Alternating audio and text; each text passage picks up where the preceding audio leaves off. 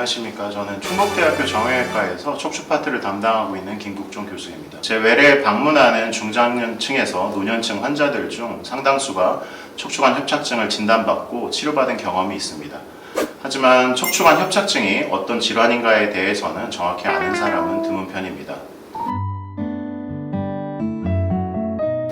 척추관 협착증은 척추에서 척수신경이 지나가는 통로가 좁아지면서 신경을 압박하는 것으로서 그 결과 허리 통증, 그리고 다리로의 방사통, 간헐적인 파행, 보행장애, 그리고 배뇨나 배변장애 등의 다양한 신경학적 증상을 일으키는 질환입니다. 대다수의 경우에는 후천적으로 발생하게 되고 노화현상에 따른 퇴행성 변화가 주된 원인입니다. 그렇기 때문에 대개 50에서 60대에서 증상이 시작되고, 과거에는 이제 남성이 많은 것으로 보고됐으나 최근에는 남녀가 비슷하거나 혹은 여성이 남성보다 좀 더 많게 발생한다고 보고되고 있습니다. 이런 척추관 협착증은 단기간 일회성의 사건에 의해 발생하지 않고 나이를 먹어감에 따라 뼈와 연부 조직이 퇴행성 변화를 겪으면서 신경이 지나갈 공간이 줄어들어 발생하게 됩니다. 증상이 시작된 경우 평상시에는 다리 저림이 심하진 않을 수 있지만 걸을 때 엉치나 다리가 땡기고 쥐어짜고 터질 것 같은 통증들이 서서히 발생해서 쉬지 않고 걸을 수 있는 거리가 점차 줄어들게 됩니다. 또한 허리를 구부리면 상대적으로 덜 아프게 되기 때문에 허리를 구부린 상태로 걷게 되거나 아니면 걷다가 통증이 심해진 경우에는 앉아서 허리를 구부리면 증상이 호전되어 다시 걸을 수 있는 경험을 하는 경우가 많습니다.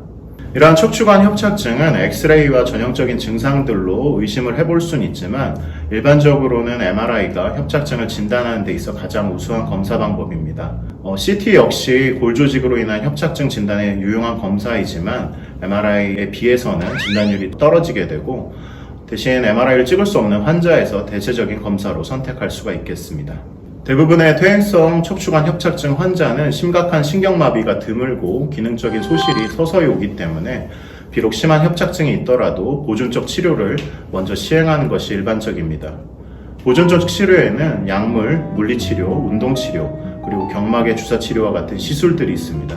하지만 가장 중요한 것은 허리에 좋지 않은 자세와 생활 습관을 교정하는 것입니다. 보존적 치료로 증상이 호전이 되더라도 척추의 퇴행성 변화 자체가 좋아지는 것은 아니기 때문에 허리에 좋은 올바른 자세와 운동을 지속적으로 시행해서 추후 재발을 줄이거나 혹은 통증이 악화되는 것을 방지해야겠습니다. 최소 2-3개월 이상 여러 가지의 보존적 치료를 했는데도 불구하고 통증이 호전되지 않거나 혹은 지속적인 통증으로 인해 일상생활을 영위하기 어려울 경우에는 수술적 치료를 고려하게 됩니다.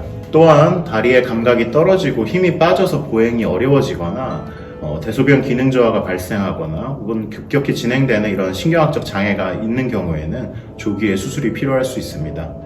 최근 척추 수술을 꺼려하는 사회적 분위기로 인해서 수술 자체를 부정적인 인식으로 바라보는 경향이 있지만, 앞서 설명한 하지마비 등의 기능 소실들이 심각하게 발생한 경우에는 수술이 늦어질수록 회복 가능성이 떨어져 빠른 진단과 수술이 필요합니다.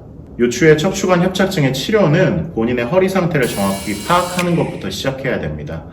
MRI에서 비슷한 정도의 협착증을 가진 환자들도 개인에 따라서 증상이나 치료에 대한 반응이 매우 다양하기 때문에 치료 방법이나 기간 역시 환자의 증상과 나이, 그리고 전반적인 신체 상태에 따라 다를 수 있습니다. 따라서 척추관 협착증이 의심이 된다면 일단 먼저 정확한 진단을 통해서 환자 개개인에 알맞은 치료 방법을 선택하는 것이 중요하다고 할 수 있겠습니다. 감사합니다.